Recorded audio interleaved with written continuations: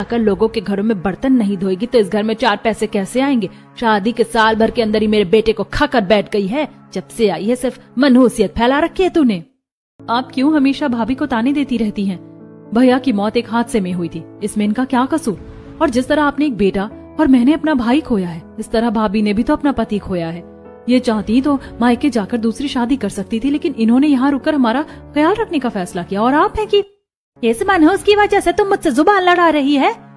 मेरे बेटे के गुजर जाने के बाद क्या हालत हो गई हमारी। लोगों के घरों में झाड़ू पोछा करके हमें अपना गुजारा करना पड़ रहा है, और तू अब क्या खड़ी खड़ी घूरती रहेगी या जाकर काम करेगी? शादी के साल भर के अंदर ही अरुण की ट्रक चलाते हुए एक हादसे में मौत हो जाती है, जिससे ना ही शीतल अपनी शादीशुदा जिंदगी जी पाती है और ना ही मां बन पाती है। तो वहीं आज शादी के सालों के बाद भी हर रोज उसे अपनी सास संगीता से ताने सुनने को मिला करते थे। ऐसे ही एक दिन, संगीता तुम घर पर ही हो, चलो अच्छा है, परसों मेरी बहू की गोद भराई की रस्म है, तुम और प्रीति जरूर आना। हाँ क्यों नहीं, हम जरूर आएंगे, तुम्हारी बहू भी तो मेरी बेटी जैसी है। लेकिन एक बात याद रखना, अपनी बहू को मत लाना। भले ही शादी के साल भर के अंदर पति के गुजर जाने के कारण वो मां नहीं बनी, लेकिन अब वो एक बांझ कहलाएगी। अब पता है मुझे पल्लवी, और मैं एक बांझ का सहारा एक गर्भवती औरत के ऊपर नहीं पड़ने दूंगी। मैं तो खुद परेशान हूँ उससे। अपनी सास और पड़ोसन पल्लवी की ये बातें शीतल सुन लेती है और वो अब आंखों में आंसू लिए शीतल गांव में बनी नदी किनारे जाकर रोने लगती है।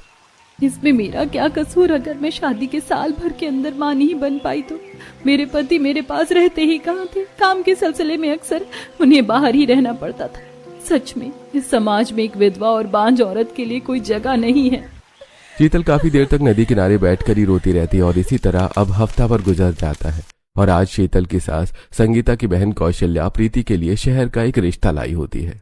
रिश्ता तो बढ़िया है कौशल्या, लेकिन रिवाज तो ये होता है कि लड़के वाले लड़की वालों के घर आते हैं तो वो लोग आएंगे ना घर, लेकिन गांव नहीं आ सकते। शहर में मेरी नंद रहती सरस्वती, उससे बात कर ली है मैंने, हफ्ता भर उसके घर पर ही रह लेना और रिश्ते वाले भी वहाँ आ जाएंगे। एक बार अगर हमारी प्रीति का रिश्ता यहाँ लग गया ना तो वो इस गरीबी से निकल कर एक अच्छी जिंदगी जिएगी। और तुम ट्रेन की टिकट की पैसों की भी फिक्र मत करो, वो मैं करवा दूंगी और आने जाने के लिए भी पैसे दे दूंगी। प्रीति भी तो मेरी बेटी जैसी है।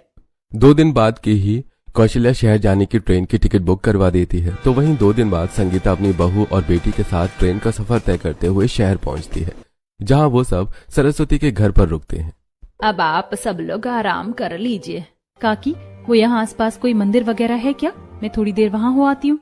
हाँ मंदिर तो है, यहीं चौक पार करके है, तुम चली जाओ। शीतल अब थोड़ी देर के लिए मंदिर चली जाती है और जब मंदिर से शीतल घर लौट रही होती है कि तभी उसके सामने अचानक से एक बड़ी